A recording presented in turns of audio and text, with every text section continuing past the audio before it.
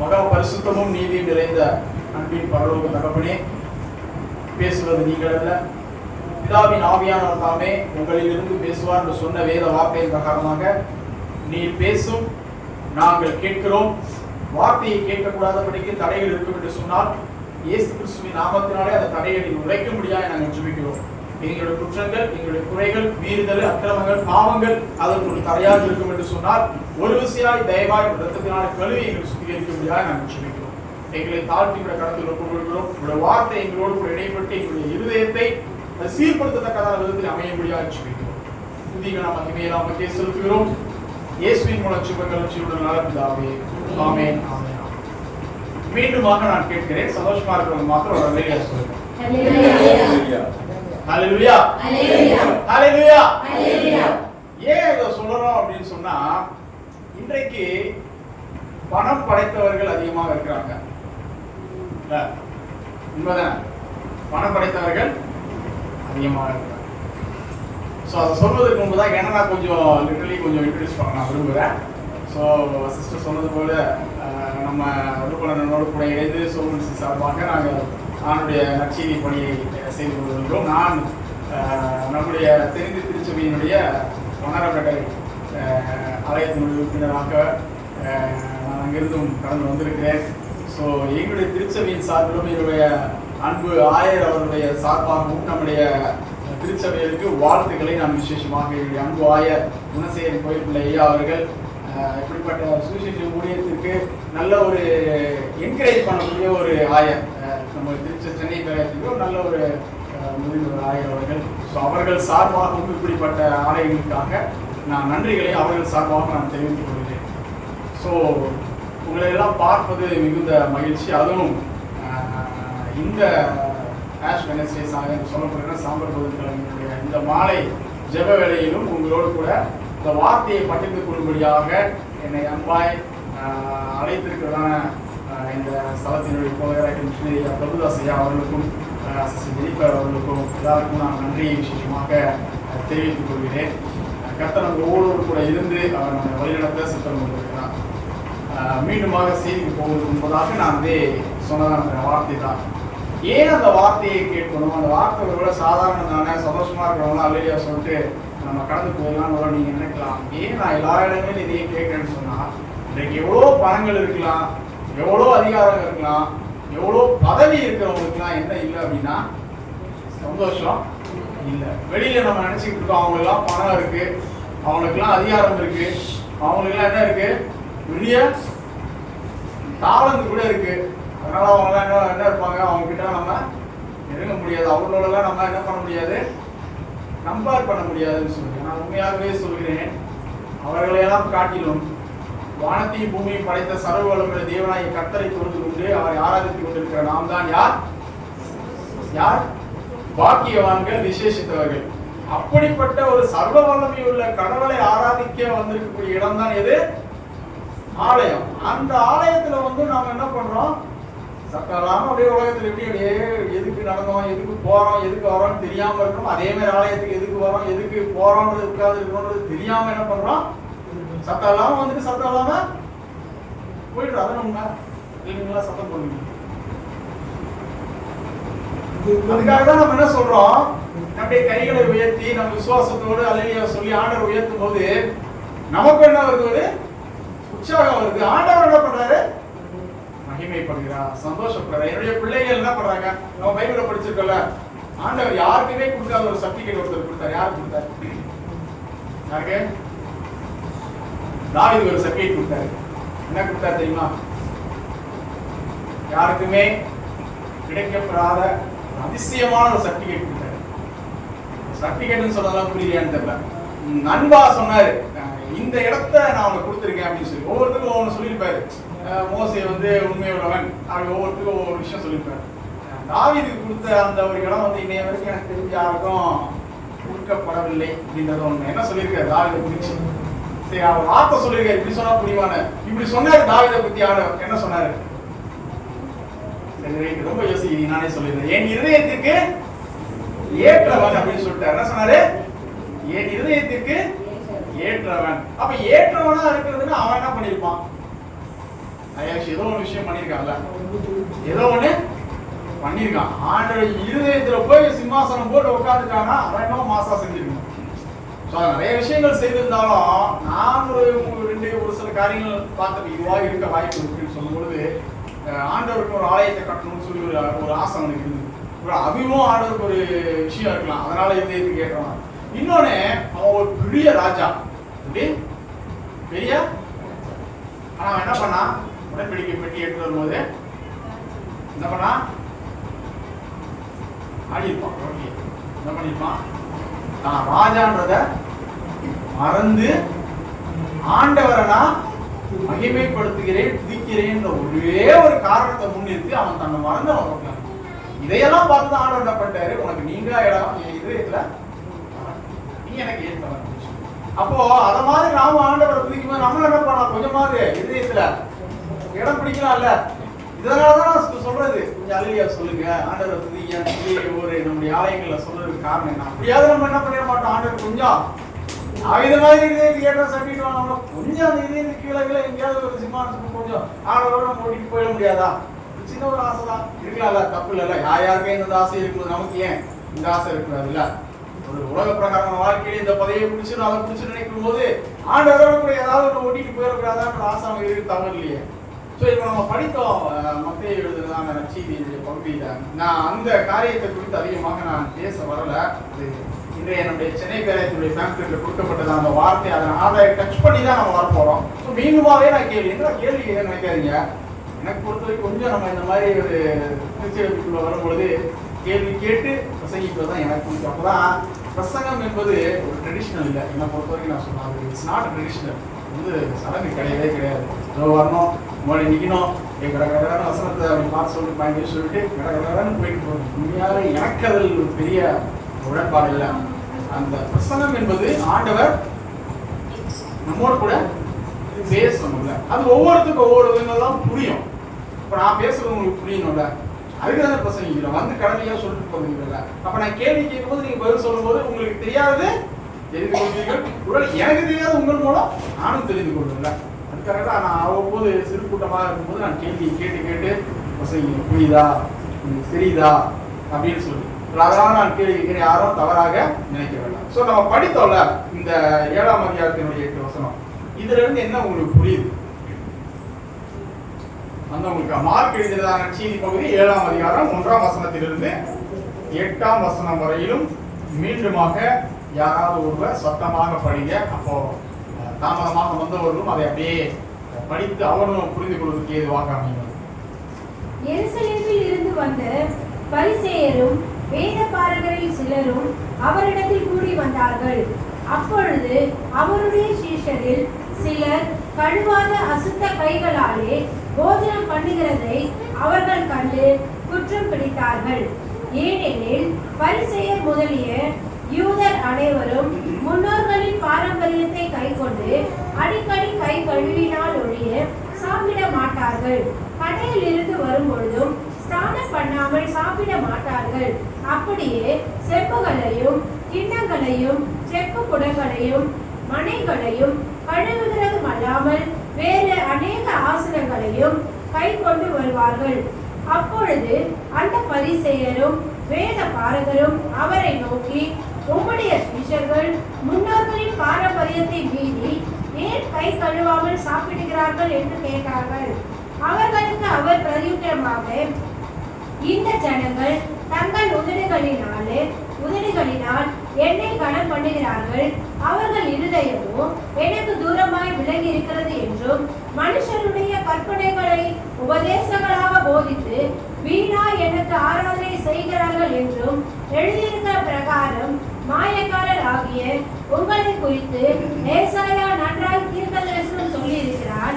நீங்கள் தேவனுடைய கட்டளை தள்ளிவிட்டு மனுஷனுடைய பாரம்பரியத்தை கைக்கொண்டு வருகிறவர்களாய் கிண்ணங்களையும் செப்புகளையும் கழுவுகிறீர்கள் மற்றும் இப்படிப்பட்ட அநேக சடங்குகளையும் அனுசரித்து வருகிறீர்கள் என்றார். என்ன புரிந்தது?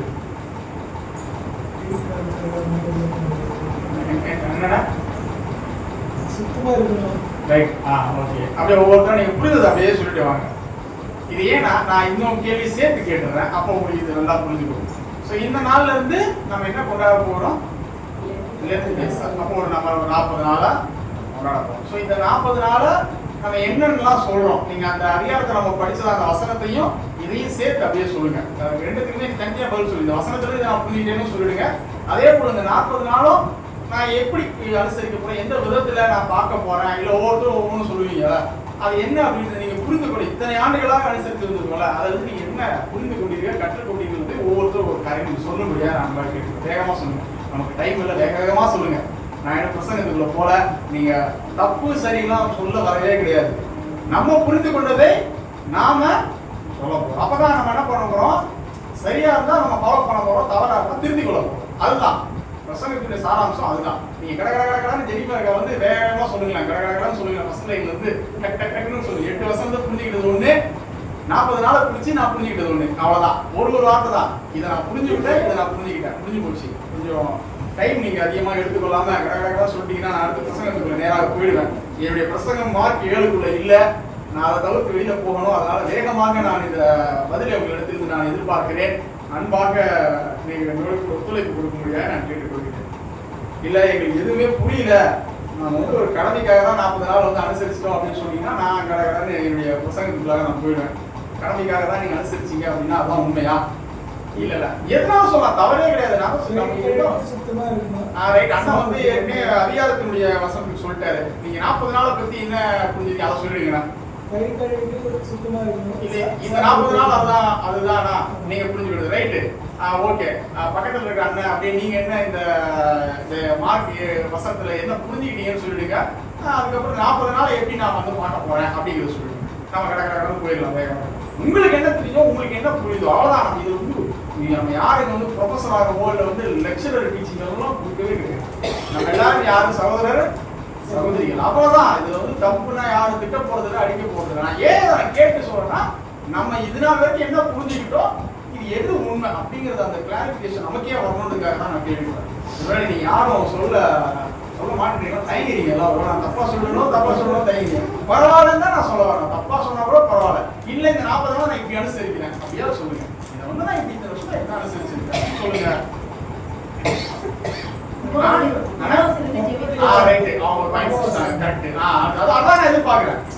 இதுதான் ஃபேக்ட், இதுதான் உண்மை, நம்ம இதுதான் நம்ம பண்ணிட்டு அதான் சொல்லிருக்கேன். அருமையான பாயிண்ட் சொல்லிட்டாங்க.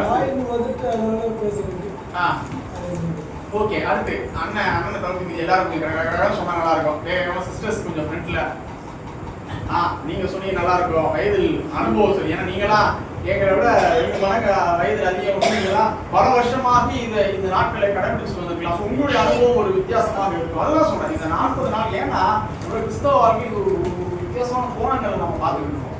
வேதம் ஒன்று சொல்லுது, நம்ம ஒன்று செஞ்சுக்கிட்டு இருக்கோம். அதுக்காக நான் இந்த காரியத்தை நான் வந்து அவங்க வேல்யூபுளான பாயிண்ட் சொல்லிட்டாங்க. நான் கொண்டு வந்த பாயிண்ட் டச் பண்ணிட்டாங்க. அதெல்லாம் சொல்லிட்டு அது மாதிரி ஒவ்வொரு நம்ம ஃபாலோ பண்ணிப்போம். ஒவ்வொரு விதத்துல இதை நம்ம பார்க்குறோம். 40 நாள் ஒவ்வொருத்தரும் ஒன்று சொல்லுவோம். ஸோ நீங்க சொல்லுங்க. ரைட்டு, அதுதான் இதுதான் எனக்கு தேவை. அந்த பாயிண்ட் தான் நான் கேட்கறேன்.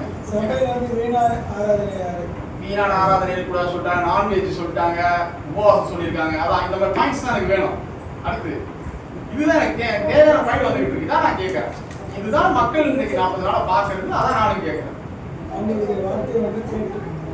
அவனுடைய வார்த்தை கேட்டு வார்த்தை கொஞ்சம் மாறுதல். எனக்கு 3 பாயிண்ட் வந்துருச்சு கரெக்டா. நான்வெஜ் வந்துருச்சு, ஃபாஸ்டிங் வந்துருச்சு, இந்த வீணான அலங்காரத்துலாம் வந்துருச்சு. ரைட், அடுத்து அதான் நான் கேட்கிறேன். இந்த பாயிண்ட் தான் எனக்கு வேணும். கொஞ்சம் வேகமா போனா நான் பிரசங்கத்துக்குள்ள போயிடுவேன். 40 நாளும் புதன்கிழமை சர்ச்சைக்கு வரணும், வெள்ளிக்கிழமை சர்ச்சைக்கு வரணும். சரி, ரைட், ஓகே. அவங்க சொல்றாங்க வருஷத்துல 365 நாள்லயும் சர்ச்சுக்கு வரலன்னா அட்லீஸ்ட் இந்த 40 நாள் நான் அந்த பாயிண்ட் எப்படி புரிஞ்சுக்கிறேன். ஸோ வருஷத்தினுடைய எல்லா நாட்களை கம்பேர் பண்ண இந்த 40 நாளாவது கிறிஸ்டியஸ் ஆக்கி விசேஷப்படுத்தி அதிலேயே ஒழுங்கா நம்ம ஆராதனைக்கு இப்படி நாளில் வந்துடும் நினைக்கிறேன். ரைட், வேல்யூபுல்லான பாயிண்ட். அடுத்து அதான் நான் கேட்க வருவேன். வேகமா அப்படி உங்களுடைய கருத்துக்களை சொல்லிட்டீங்கன்னா நான் பிரசங்கத்துக்குள்ள போயிடுவேன். ஸோ பெரியவர்கள் சொல்லும்படியாக நான் அந்த ஃப்ரெண்ட்ல நீங்க யாரும் இன்னும் வாய் திறக்கல, நீங்களாம் திறந்துட்டீங்கன்னா நான் பிரசங்கத்துக்குள்ள போயிடுவேன். நான் திருப்பி நான் பொதுவா கேட்டுட்டு இருக்க பாயிண்ட் அவுட் பண்ணக்கூடாது. நான் பொதுவா கேட்கிறேன். நீங்க யாருமே தப்பா சொல்லல. அத்தனை பேர் வேல்யூபுல்லான பாயிண்ட் சொல்லிருக்கீங்க. அத்தனை பேர் நம்ம இதெல்லாம் பண்ணிக்கிட்டு இருக்கோம். 3-4 பாயிண்ட் வேல்யூவா வந்துச்சு, நான்வெஜ் வந்துச்சு, முன்னோர்களின் பாரம்பரியம். இன்னும் அழகா டச் பண்ண கிட்டத்தட்ட வந்து இந்த அதிகாரத்துக்கு சப்ஜெக்ட் வேர்டை பிடிச்சிட்டாங்க. ரைட், இதுதான் எனக்கு வேணும். ஓகே, ஒரே ஃபேமிலி, ஒரே ஏகமானதாக அது வந்து ஆவியில் இருக்கலாம். அந்த ஆண்டவரும் உங்களுடைய இருவருக்குள்ளான காரியம் அது. ஒரே மாம்சமாக சொன்ன ஒரே மாம்சமா இருக்கிறதுனால அதை நிமித்தம் ஆண்டவர் வந்து அப்ப எந்த அளவுக்கு இருக்கிறீங்கன்றது வந்து இதுல இருந்து புரிந்து கொள்ள முடியுது. ஆண்டவருக்கு தான் மகிமை. இதே போல வந்து நீங்கள் எல்லா பல ஆண்டுகள் கர்த்தருக்குள்ளாய் சந்தோஷமாக வாழ வேண்டும் என்று சொல்லி மனப்பூர்வமாக வாழ்க்கை. Right, okay. அடுத்து அடுத்து அடுத்து அடுத்து அடுத்து நீங்க சொன்னா நல்லா இருக்கும். ஏன்னா நீங்க பைபிளை படிச்சிட்டீங்க. ஸோ நீங்க அந்த நேரத்தில் உங்களுக்கு என்ன புரிஞ்சுது இல்லையே, அதுல அது புரியல விட்டுருங்க. 40 நாள் எப்படி பாக்குற அதை சொல்லுங்க. இந்த 40 நாள்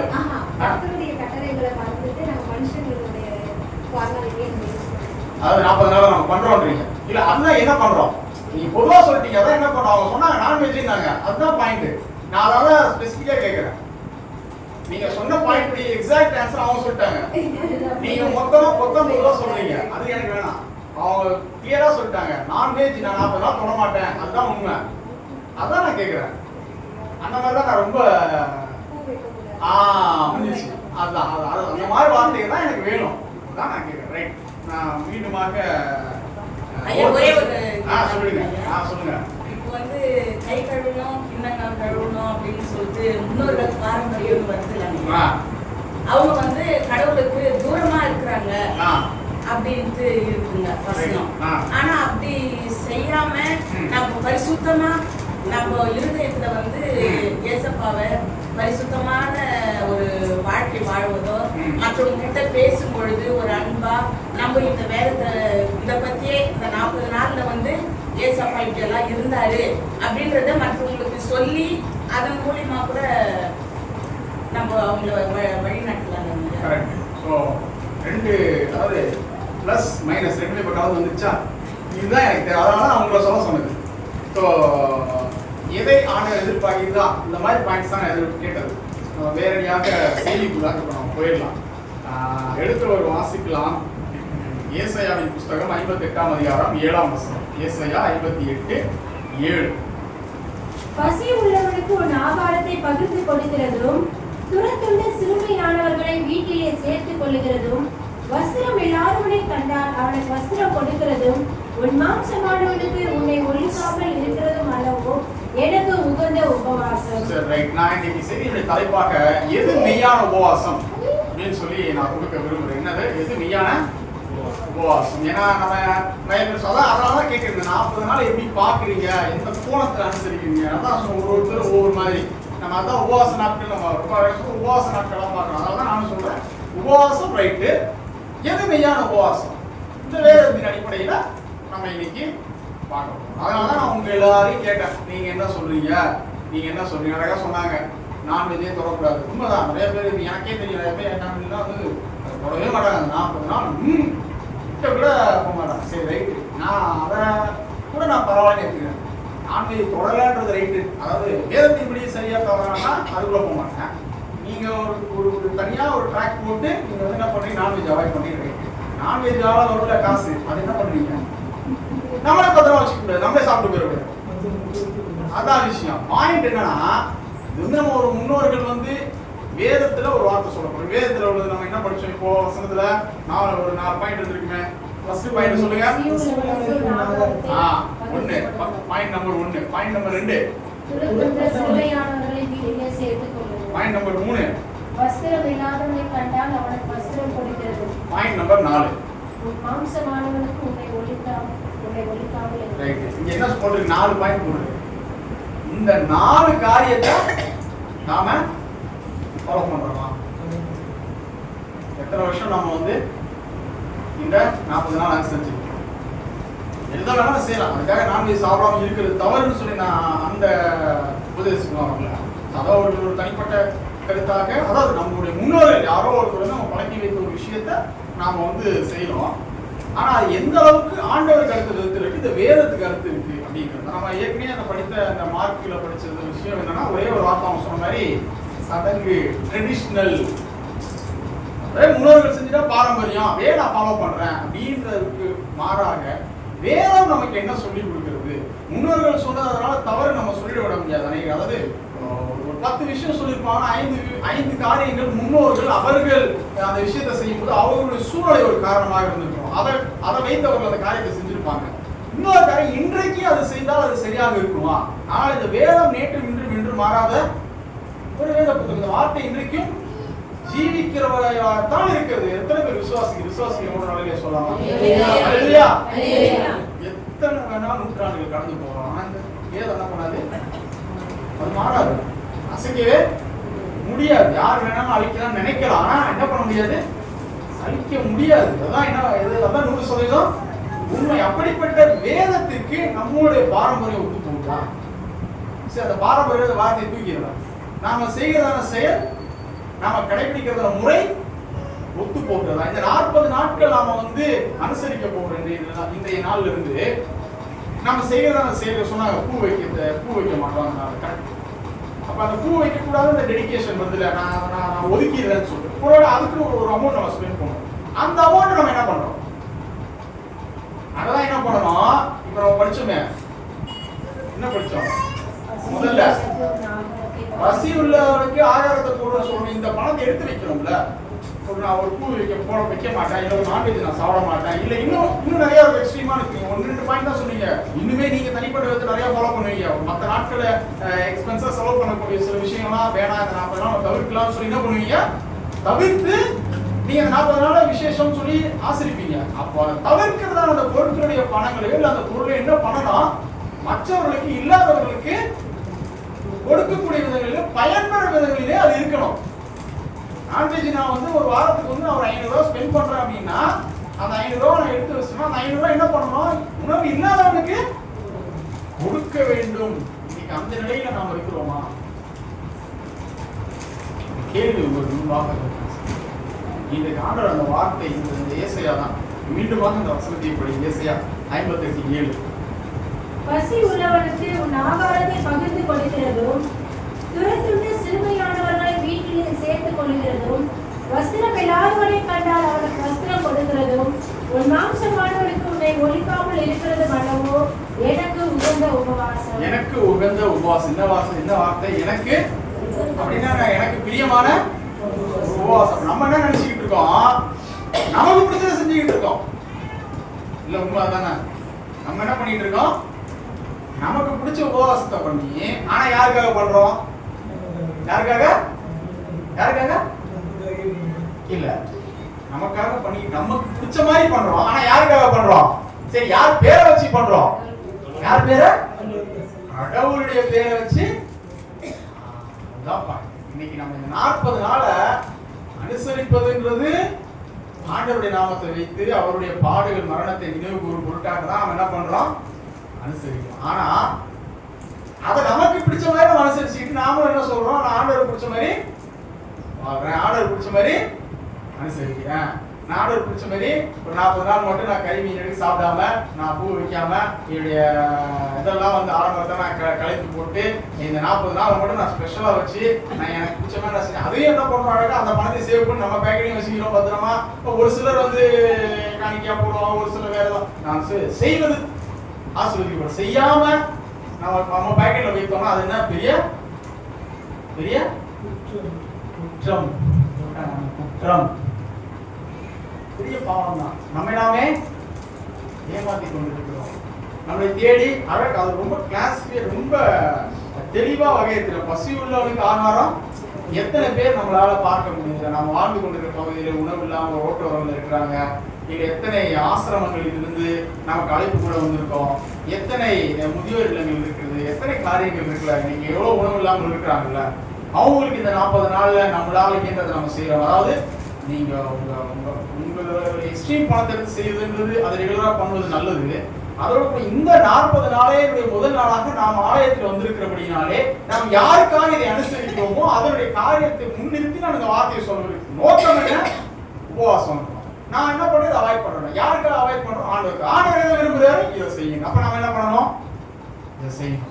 அப்ப இன்னைக்கு நம்ம தீர்மானம் எடுக்கணும். என்ன பண்ணணும்? இப்படிப்பட்ட மக்களுக்கு என்னுடைய நான் எனக்கு இது வேணாம், நாளை வேணாம் ஒதுக்குறத வச்சு அந்த காசு என்ன பண்ணணும், இவர்களுக்கு நான் கொடுக்கணும். அதே போல அடுத்ததாக என்ன சொல்லப்பட்டிருக்கு, துரத்துண்ட சிறுமியானவர்களை வீட்டில் சேர்த்துக் கொள்வது. ஒருவேளை நம்ம வீட்டை தேடி எத்தனை பேர் ஓடி வராங்கல்ல, தர்மம் எடுத்துக்கொண்டு எத்தனை பேர் வராங்கல்ல, அவங்களை நம்ம என்ன சொல்றோம், ஃபர்ஸ்ட் சொன்னது நம்ம தேடி போறோம்னு எடுத்துக்கலாம். நம்ம புரியுற மாதிரி ஒருவேளை இந்த காலத்துல நான் தான் திருப்பி சொன்னேன், வசனத்துல அந்த காலத்துல எழுதப்பட்டிருக்கு. சரி, அதே வசனம் இந்த காலத்துல நாம் வாழ்ந்து கொண்டிருக்கிற நாட்கள் இந்த வசனம் எப்படி சொல்லுது, நமக்கு எப்படி புரிந்து கொள்ள விதம் சொல்லப்படுகிறதுன்றத நான் சொல்லலாம். ரெண்டாவது, நம்ம வீட்டை தேடி ஒருத்தர், நான் எத்தனை பேர் ஆசை கேட்டு வராங்க, அவங்க நம்ம எப்படி ரியாக்ட் பண்றோம், தரலாம் முடியாது போ அப்படி சொல்றோமா, இல்ல நாங்க ஒரு 2 நிமிஷம் அவங்க உட்கார வச்சு ஒரு தண்ணி கொடுத்து நம்மளால இயன்றதை நம்ம கொடுத்து அனுப்புறோமா. இதுதான் மூன்றாவதாக என்ன சொல்லிருக்கு, அதேதான். கிட்டத்தட்ட இதுல ஒரு பெரிய டிஃபரன்ஸ்னால ஒண்ணு உணவு, இன்னொன்னு வஸ்திரம். நம்ம பேசிக்கா சொல்லுவோம் 3 விஷயத்தை நம்ம மனிதருக்கு சொல்லுவோம். என்னென்ன சொல்லுவோம், உணவு, 2 உடுக்க உடை, 3 இருக்க இருப்பிடம். இந்த 3 தான் நம்ம மனித வாழ்க்கையினுடைய பேசிக்கா சொல்லுவோம். கிட்டத்தட்ட இந்த வசனமும் அதான் சொல்றோம். அதான் ஆண்டவர் என்ன சொல்றாருன்னா, இதெல்லாம் என்ன அப்படின்னா மனிதனுக்கு தேவையான அடிப்படை உரிமை. இது இல்லாம ஆயிரக்கணக்கான பேர் லட்சக்கணக்கான பேர் வாழ்ந்து கொண்டிருக்கிறான். நீ என்னடான்னா ஆடம்பரம் பேர்ல எதையோ செஞ்சுக்கிட்டு இருக்க, அதனால ஒரு 40 நாளாவது அதை தவிர்த்து இவர்களுக்கு செய்ய வேண்டும் என்பதுதான் ஆண்டவருடைய நோக்கம். இதுதான் மெய்யான ஒரு உகந்த உபவாசம். இன்றைக்கு நாம் என்ன செய்து கொண்டிருக்கிறோம், இதுதான் மாம்சமானவனுக்கு. சோ இந்த மாம்சமானவனுக்கு மறைக்காமல் இருக்க நான் புரிந்து கொண்டது எப்படின்னா, மேல சொல்லப்படுது எப்படியோ நமக்கு யாரு எவருன்னு தெரியாத நபர்களுக்கு உதவி செய்யறோம் மாதிரி, இது நமக்கு தெரிந்தவர்களே கூட எத்தனை பேர் கஷ்டத்தோடு கூட இருப்பாங்க. அவங்க நம்ம எத்தனை பேர் கையில பேர்களுக்கு காசு வச்சு இல்லைன்னு சொல்லியிருப்போம். நீதிமன்ற சொல்றதுக்குல ராணி உள்ளவனுக்கு எவ்வளவு பெரிய வசனத்தை நான் ஏன் முழுசா சொல்லணும்னா, ரொம்ப ஹாஷா இருக்கக்கூடாதுன்றதுக்காக தான் அந்த வார்த்தையை நான் முழுசா சொல்லல. எவ்வளவு பெரிய விஷயம் இல்ல, நமக்கு செய்ய முடிஞ்சோம், செய்யாம போறது. அதான் ஆண்டவர் சொல்றாரு, மாம்சம் அவன் என்ன பண்ணாது, உண்மையிலே இல்லையா பரவாயில்ல, கேட்கறாங்க, அவன் கேட்கறத செய்யக்கூடிய நிலையில நான் இல்லைன்னா பரவாயில்ல, அதான் ஆண்டவருக்கு தெரியும், நம்முடைய மறைவு ஆண்டவருக்கு. ஆனா இருந்தோம் செய்ய முடியாது, நான் என் வைராக்கியத்தவனா இருக்கிறேன்னா அதுதான் பெரிய இன்னைக்கு ஆண்டவரை பார்க்கிறேன். இன்னொரு வசனத்தை நான் ஞாபகப்படுத்துவது மத்தேயு 6:17, மத்தேயு 6ஆம் அதிகாரம் 17ஆம் வசனம்.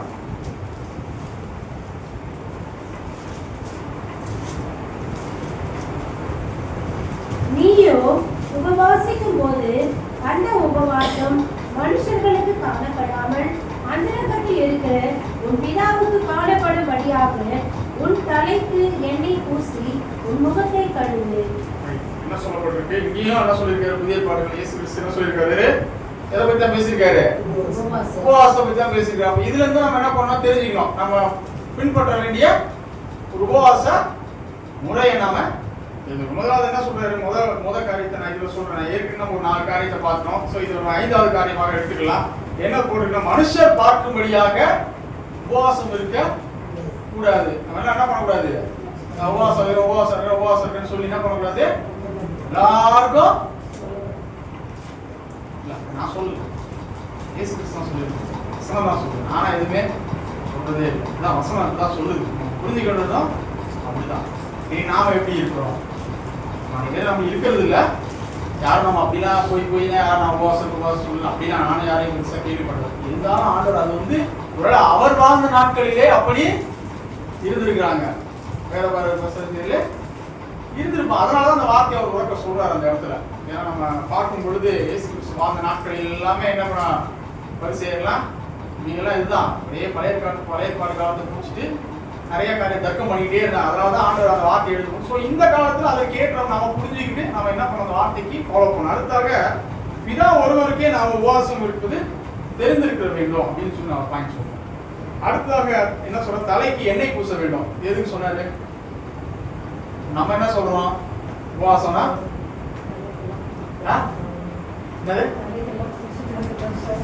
இல்ல இல்ல இல்ல நம்ம இந்த 40 நாள் என்ன பண்றோம்,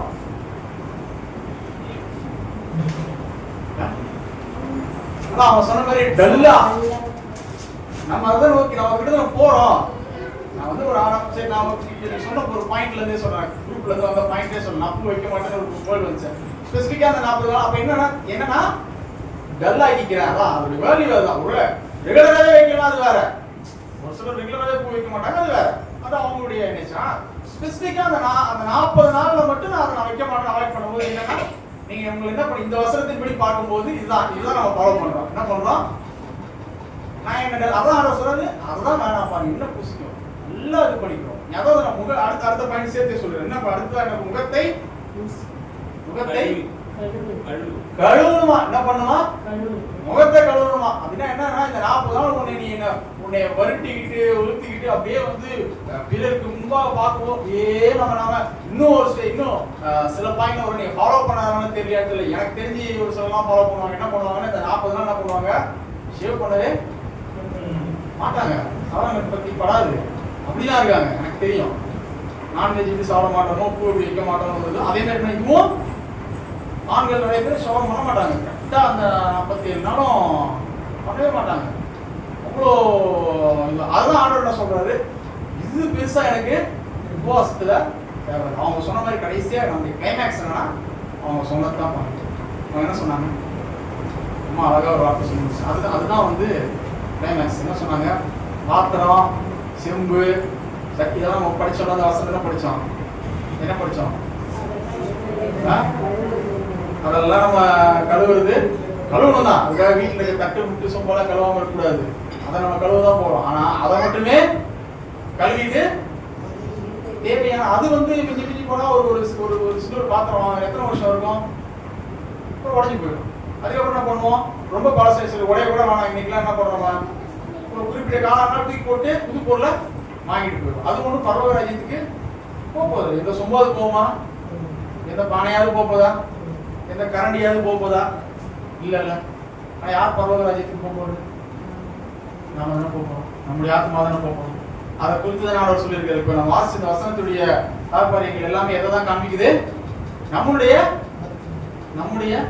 ஆத்மாவை குறித்து, நம்முடைய இருதயத்தை குறித்து தான் ஆண்டவர் கரிசனையோடு கொடுக்கிற இந்த 40 நாட்கள். ஒருவேளை இத்தனை வருஷம் நீங்க எப்படி வேணாலும் அனுசரிச்சிருங்க. ஒருவேளை இதுல சொல்லப்பட்ட காரியங்களை பாதி அனுசரிச்சிருக்கலாம், பாதி அனுசரிக்காமல் இருக்கலாம், நல்லது இருக்கலாம், கெட்டது இருக்கலாம், ஒரு இன்னும் அநேக காரியங்கள் இருக்கலாம். வேதத்தில் இன்னும் அதிக காரியம் நம்ம தெரிந்து கொள்ளணும். நமக்கு எல்லாமே தெரியும், நம்ம என்ன பண்ண முடியாது, சொல்ல முடியாது. வேதத்தை நீங்க நல்லா படிச்சு பாருங்க. தினம் படிக்க 10 முறை 20 முறை படிச்சா கூட திருப்பி படிக்கும்போது புதுசா படிச்ச மாதிரி தான் இருக்கும். இந்த வசனம் நான் ஏற்கனவே படிச்சிருக்கோமா நமக்கே தோணாது. ஆனா நம்ம படிச்சிருக்கோம், ஆனா நமக்கு அது திருப்பி படிக்கும்போது புதுமையா தான் இருக்கும். எனக்கு அந்த அனுபவம் இருக்கு. ஒவ்வொரு நாள் திருப்பி படிக்கும் புதுசா படிச்ச மாதிரி தான் அந்த வேதம் இருக்கும். இந்த வேதம் ஒரு நாள் அதோட மகத்துவம் இன்னைக்கு ஒரு நம்ம தீர்மானம் மீண்டும் வாங்க நல்லா அந்த காரியங்களை சொல்லிடுறீங்களா? நீங்களே சொன்னா நல்லா இருக்கும். முதல்ல என்ன சொன்னோம், ரைட். ரெண்டாவது, மூணாவது, ரைட். நாலாவது, 5 புதிய ஏற்பாடு படிச்சோங்க. ரைட். அடுத்து ரைட். அவ்வளவுதான். அப்ப சொன்னது எல்லாமே உங்களுக்கு புரிஞ்சுதா? எதுக்காக நான் கடைசியா சொன்னேன், நம்ம பிரசங்கத்துடைய சாராம்சம் உங்களுக்கு போய் வார்த்தை சேர்ந்தது அப்படின்றது தான் என்னுடைய காரியம் இல்ல.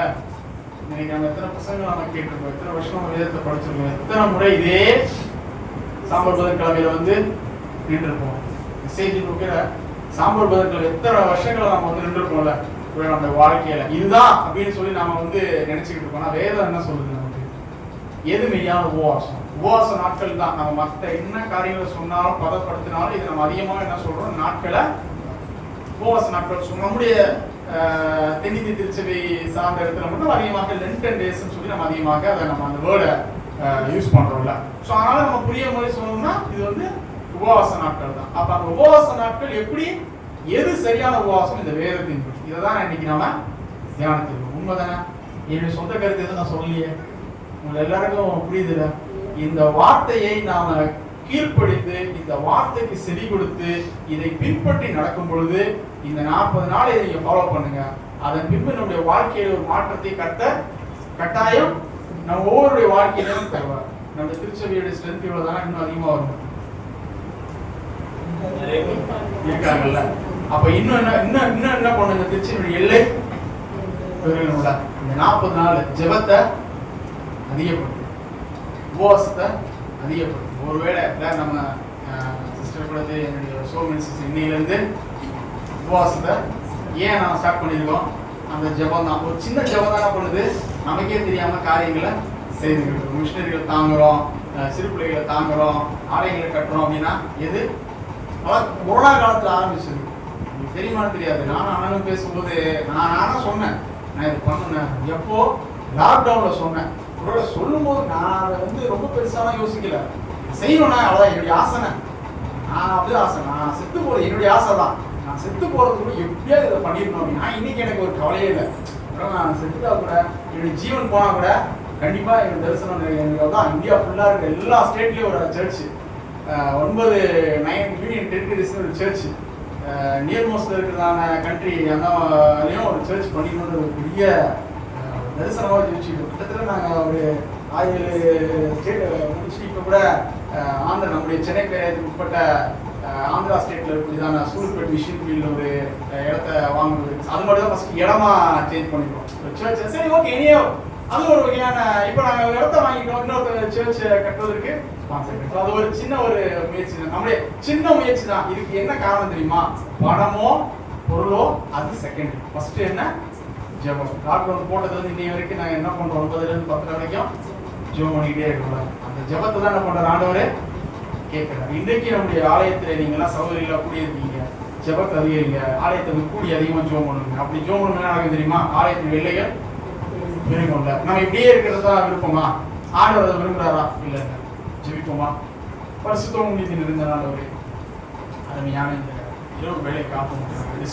இந்த 40 நாட்கள் ஆண்டவரே நீர் விரும்புகிறபடி என்னுடைய வாழ்க்கை இருக்க, என்னுடைய திருச்சபையினுடைய குடும்பங்கள் இருக்க ஆண்டவரே, எங்களை இந்த நாளிலே இந்த இடத்திற்கு கொண்டு வந்ததுக்கு ஒரு நோக்கம் உண்டு. அந்த நோக்கத்தை நீங்க நிறைவேற்றும்படியாக நாங்கள் ஜெபிக்கிறோம். பிரயோஜனமான ஊழியக்காரர்கள் என்னுடைய கடமையை மாத்திரம்தான் செய்திருக்கிறாங்க. அதிகார மகிமையெல்லாம் ஒவ்வொருவருக்கு மாத்திரமே செலுத்துகிறோம். இங்க வந்திருக்கிறதான யாவரையும் உங்களுடைய கரத்திலே ஒப்பு கொடுத்து நாங்கள் ஜெபிக்கிறோம். குறைவான அனைவரே ஒரு சிந்தையோடு, குறைவான ஒரு நிலையோடு கூட இந்த ஆலயத்துக்கு வரும்போது இருப்போம். திரும்பி சொல்லும் நிறைவான மகிழ்ச்சியோடு சந்தோஷத்தோடு கடந்து செல்லும். உங்களுடைய வார்த்தைக்கு நான் கேட்ட சத்திய வார்த்தைக்கு கீழ்ப்படிந்து நடக்க ஒரு உதவி செய்ய முடியாது. புதிய கன மகிமை நமக்கே சொல்லும். இயேசுவின் மூலம் ஜெபங்கள் நடக்கலாம்.